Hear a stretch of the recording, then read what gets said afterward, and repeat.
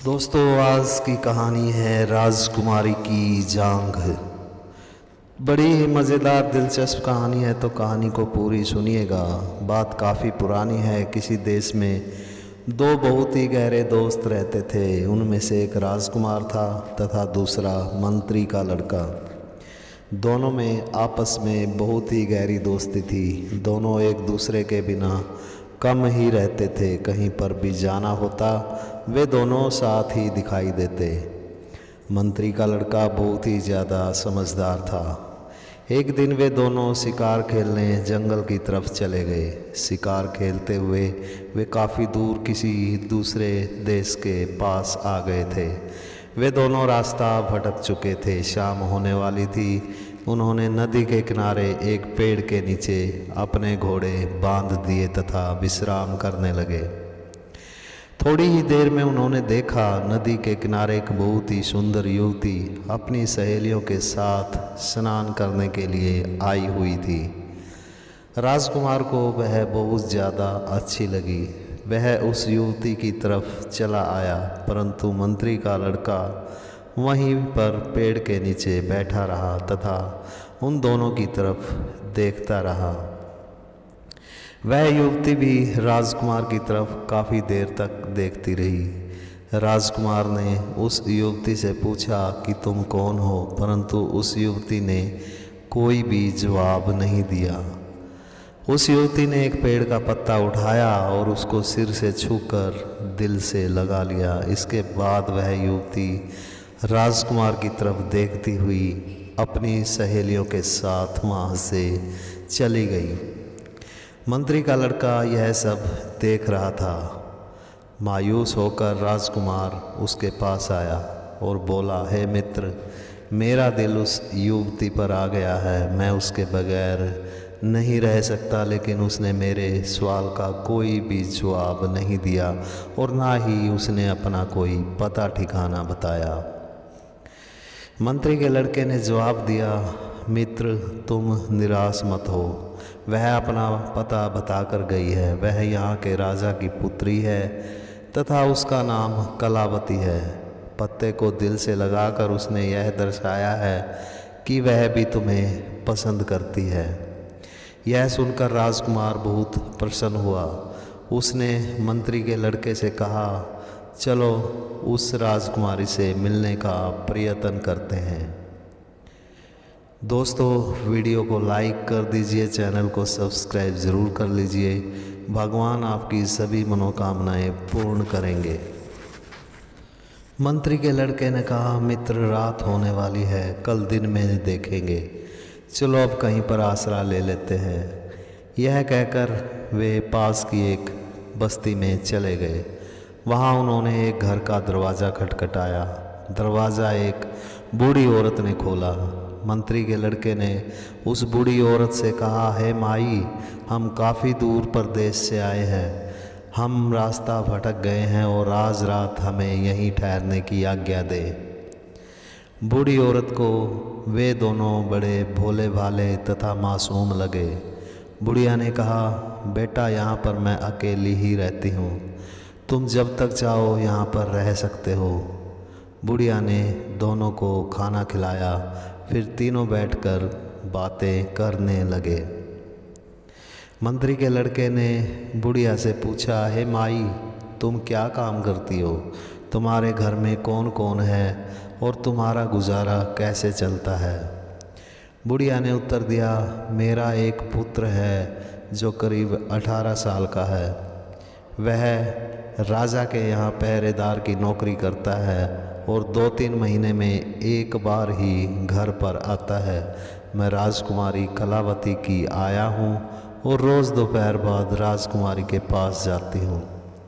यहाँ से थोड़ी दूर पर ही राजा का महल है और राजकुमारी भी उसी महल में रहती है। यह जानकर मंत्री का लड़का कुछ सोचने लगा, परंतु राजकुमार यह सब सुनकर बड़ा खुश हुआ। वह बुढ़िया को कुछ धन देता है तथा बोलता है, हे माई, राजकुमारी कलावती को कल तुम एक संदेश दे देना। उनको बोलना कि नदी पर जो युवक उनको मिला था वह यहीं महल के पास आ चुका है। बुढ़िया ने कहा, ठीक है बेटा, मैं उसको बोल दूंगी। अगले दिन जब बुढ़िया महल में गई और जो राजकुमार ने कहा था वह जाकर उसने राजकुमारी को बताया, तो राजकुमारी ने क्रोध में आकर हाथों में सफेदी लगाकर उसके गाल पर तमाचा लगा दिया, जिससे उसकी 5 उंगली बुढ़िया के मुंह पर छप गई। शाम के समय घर वापस आकर बुढ़िया ने यह सब राजकुमार को बताया। यह सुनकर राजकुमार बहुत दुखी हुआ। उसे लगा कि वह अब कभी भी राजकुमारी से नहीं मिल पाएगा।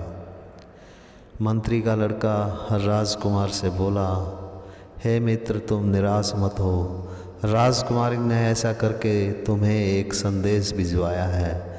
वह कहना चाहती है कि शुक्ल पक्ष के 5 दिन अभी बाकी हैं और वह पूर्णिमा के बाद अंधेरी रात में तुमसे मिलेगी। पूर्णिमा के बाद राजकुमार ने फिर से बुढ़िया के हाथ अपना संदेश राजकुमारी के पास भेजा। इस बार राजकुमारी ने बुढ़िया के मुंह पर लाल रंग से 3 उंगलियां छाप दी। बुढ़िया ने यह सब आकर राजकुमार तथा मंत्री के लड़के को बताया। दोस्तों, वीडियो को लाइक ज़रूर कर दीजिए। राजकुमार की समझ में कुछ भी नहीं आ रहा था। उसने मंत्री के लड़के से पूछा, मित्र, यह क्या पहेली है? क्या मैं राजकुमारी से कभी भी नहीं मिल पाऊंगा? मंत्री के लड़के ने बताया, हे मित्र, तुम्हें निराश होने की ज़रूरत नहीं है। राजकुमारी ने इशारा किया है कि उसको 3 दिन का मासिक धर्म है, उसके बाद ही वह तुम्हें मिल पाएगी। 3 दिन के बाद राजकुमार के कहने पर बुढ़िया फिर से राजकुमारी के पास पहुंच गई और उसने फिर से राजकुमारी को राजकुमार से मिलने के लिए कहा। राजकुमारी ने क्रोधवश बुढ़िया को पीछे वाले दरवाजे से महल के बाहर निकाल दिया। बुढ़िया ने जब यह सब राजकुमार को बताया, वह फिर से मायूस होकर ज़मीन पर बैठ गया और मंत्री के लड़के से बोला, चलो मित्र, अब कोई रास्ता नहीं, यहाँ ठहरने से अब कुछ भी नहीं मिलने वाला। मुझे राजकुमारी कभी भी नहीं मिल पाएगी। मंत्री का लड़का बोला, राजकुमारी ने यह करके तुम्हें एक संदेश दिया है कि तुम रात के समय पीछे वाले दरवाजे से उसके पास चले जाओ। यह सुनकर राजकुमार को तो मानो दुनिया भर का खजाना मिल गया हो। रात के समय उसने बुढ़िया के कपड़े पहने और पीछे के दरवाजे से आधी रात को राजकुमारी के पास चला गया। राजकुमारी खिड़की पर खड़ी उसकी राह देख रही थी। वह उसे अपने कमरे में ले गई। राजकुमारी का कमरा ऐशो आराम से भरा हुआ था। दुनिया भर की कीमती चीज़ उसके कमरे में रखी हुई थी। राजकुमारी ने तुरंत ही राजकुमार को गले लगा लिया और दोनों प्यार भरी बातें करने लगे। थोड़ी ही देर में उन दोनों के अंदर काम वासना जागने लगी। उन्होंने पूरी रात अपनी काम वासना की पूर्ति की। राजकुमार वहाँ पूरी रात रहा। सवेरा होने पर राजकुमारी ने राजकुमार को एक बक्से के अंदर छिपा दिया। राजकुमारी ने उसको दिन में अब खाना खिलाया और जैसे ही रात हुई उसने राजकुमार को बक्से से बाहर निकाल लिया। बाहर निकालने पर दोनों ने पूरी रात फिर से काम क्रीड़ा में बिताई। ऐसा करते करते कई दिन गुजर गए। राजकुमार की काम वासना जैसे ही थोड़ी ठंडी हुई उसको अपने मित्र की याद आई। थोड़ा उदास होकर राजकुमार ने राजकुमारी से अपने मित्र के बारे में बताया। राजकुमारी को उसने बताया कि उसका मित्र कितना समझदार है और उसकी वजह से ही वह राजकुमारी से मिल पाया है। यह सुनकर राजकुमारी कुछ सोच विचार करने लगी। उसने राजकुमार को कहा, जाओ अपने मित्र से मिलकर आ जाना। मैं बुढ़िया के हाथों अच्छे अच्छे पकवान तुम्हारे मित्र के लिए भेज दूंगी। सवेरा होने से पहले ही राजकुमार वापस बुढ़िया के घर आ गया। राजकुमारी ने काफ़ी अच्छे अच्छे पकवान बुढ़िया के हाथों भिजवा दिए। राजकुमार ने कहा, मित्र, मैंने राजकुमारी को तुम्हारे बारे में बताया। तुम्हारी समझदारी के बारे में सुनकर राजकुमारी बड़ी खुश हुई। इसी खुशी के कारण उसने यह सब पकवान तुम्हारे लिए भिजवाए हैं। मंत्री के लड़के ने जवाब दिया, हे मित्र, तुमने यह क्या कर दिया? तुम्हें मेरे बारे में उसे बताने की कोई भी ज़रूरत नहीं थी। इस खाने में जहर मिला हुआ है और उसने मुझे मारने के लिए ही यह सब भेजा है। राजकुमार ने कहा, ऐसा कैसे हो सकता है? मैं विश्वास नहीं कर सकता। मंत्री के लड़के ने एक रोटी उठाकर एक कुत्ते के आगे डाल दी। रोटी खाते ही कुत्ता मर गया। राजकुमार बड़ा ही दुखी हुआ और बोला, ऐसी उल्टा औरत से तो राम बचाए।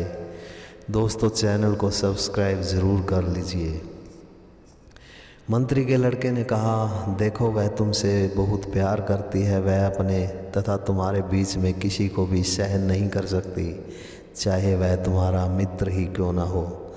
तुम और वह बहुत खुश रहोगे। वह राजा की बेटी है। राजा तुमसे उसकी शादी नहीं करेगा, इसलिए उसको साथ ले जाने के लिए कोई ना कोई हमें रास्ता निकालना ही पड़ेगा। इसके बाद मंत्री के लड़के ने राजकुमार को कहा, तुम आज रात को राजकुमारी के पास चले जाना। जब वह सो जाए तो उसकी जांघ पर एक त्रिशूल का निशान बना देना और उसके आभूषण चोरी करके ले आना। राजकुमार को कुछ भी समझ नहीं आ रहा था, लेकिन मंत्री के लड़के के कहे अनुसार वह रात को राजकुमारी के पास चला गया और जब राजकुमारी सो गई तो उसकी जांघ पर उसने एक त्रिशूल का निशान बना दिया तथा उसके आभूषण एक पोटली में बांधकर ले आया। मंत्री के लड़के ने राजकुमार से कहा, जाओ, यह आभूषण किसी परसी सुनार के यहाँ पर बेच कर आओ। अगर तुमसे कोई पूछे कि आभूषण कहाँ से आए हैं तो उसको बताना कि यह आभूषण तुम्हारे गुरु ने तुमको दिए हैं और पूछने वाले को शमशान घाट में मेरे पास ले आना। मैं तुम्हें वहीं शमशान घाट में बैठा हुआ मिलूँगा। यह कहकर मंत्री का लड़का एक अघोरी का भेष बनाकर शमशान घाट में चला गया। उधर दूसरी तरफ राजकुमार ने एक सुनार के यहाँ आभूषण बेचने के लिए एक सुनार के आगे आभूषण रख दिए। आभूषण देखते ही सुनार ने राजकुमार को एक सैनिक के हाथों पकड़वा दिया। सैनिक राजकुमार को राजा के पास लेकर चला गया। आभूषण देखते ही राजा बोला, अरे, यह आभूषण तुम्हें कहाँ से मिले? राजकुमार ने उत्तर दिया, यह आभूषण मेरे गुरु ने मुझको दिए हैं बेचने के लिए। राजा ने शमशान घाट से अघोरी के भेष में बैठे मंत्री के लड़के को बुलवा लिया। राजा ने अघोरी से पूछा, तुम्हें यह आभूषण कहाँ से मिले? अघोरी के रूप में मंत्री के लड़के ने कहा, अमावस्या की प्रत्येक रात को एक कुंवारी युवती मेरे पास आती है और मुझसे अपनी काम वासना की पूर्ति करवा के चली जाती है। उसी युवती ने मुझे यह आभूषण दिए हैं। राजा ने कहा, तुम झूठ बोल रहे हो। अघोरी ने उत्तर दिया, नहीं महाराज, मैं बिल्कुल भी झूठ नहीं बोल रहा। मैंने उसकी जांघ पर एक त्रिशूल बनाया हुआ है। यह सुनकर राजा वहाँ से चला गया। महल में जाकर राजा ने रानी से कहा, राजकुमारी कलावती की जांघ पर त्रिशूल का चिन्ह जांच करो। दोस्तों, वीडियो को लाइक ज़रूर कर दीजिए। राजकुमारी की जांघ पर राजकुमार द्वारा बनाया गया त्रिशूल का चिन्ह था। अगले दिन राजा ने अपने दरबारियों से पूछा कि उस अघोरी तथा बदचलन राजकुमारी के लिए क्या सज़ा है। दरबारियों ने उत्तर दिया, महाराज, उस अघोरी को मृत्युदंड तथा राजकुमारी को महल से बाहर निकालकर जंगल में छोड़ देना चाहिए। राजा ने कुछ सैनिक उस अघोरी को पकड़ने के लिए भेज दिए, लेकिन तब तक मंत्री का लड़का अपना अघोरी का चोला उतारकर राजकुमार के साथ वापस बुढ़िया के घर पर आ चुका था। वहाँ पर बुढ़िया ने उन दोनों को बताया कि राजकुमारी कलावती को महल से निकालकर जंगल में छोड़ दिया जाएगा। यह जानकर राजकुमार बहुत ज़्यादा प्रसन्न हुआ।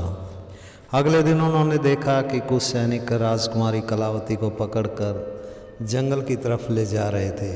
राजकुमार तथा मंत्री का लड़का छुपकर उनका पीछा करने लगे। सैनिकों ने राजकुमारी को जंगल में छोड़ दिया। जैसे ही सैनिक वापस गए, राजकुमारी तथा मंत्री का लड़का राजकुमारी के पास पहुंच गए और उसको अपने साथ लेकर अपने देश की तरफ चल पड़े। अपने देश पहुंचकर राजकुमार ने राजकुमारी कलावती से विवाह कर लिया। दोस्तों, वीडियो को लाइक कर दीजिए, चैनल को सब्सक्राइब ज़रूर कर लीजिए। भगवान आपकी सभी मनोकामनाएं पूर्ण करेंगे। वीडियो देखने के लिए धन्यवाद।